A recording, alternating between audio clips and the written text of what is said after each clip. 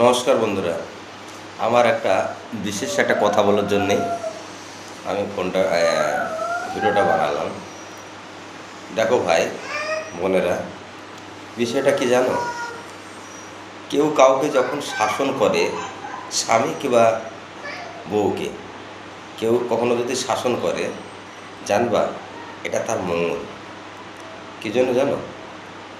মেয়েরা কখনোই চায় না যে আমার স্বামী কিছু একটা এখানে যাক সেখানে যাক, এটা চায় না।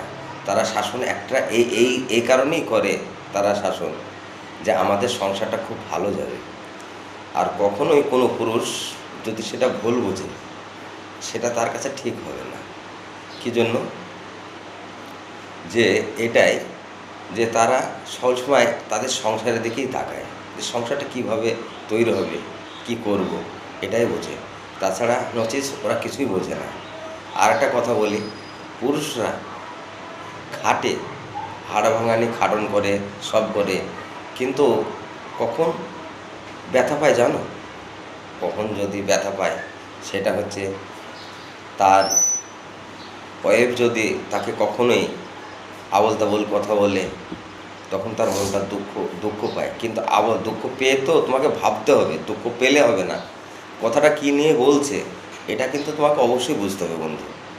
তো তাই আর বেশি কথা বললাম না। আমি একটা খ্যাপা টাইপের মানুষ, মনে আসলো, তাই তোমাদের মাঝে শেয়ার করার জন্য ভিডিওটা বানালাম।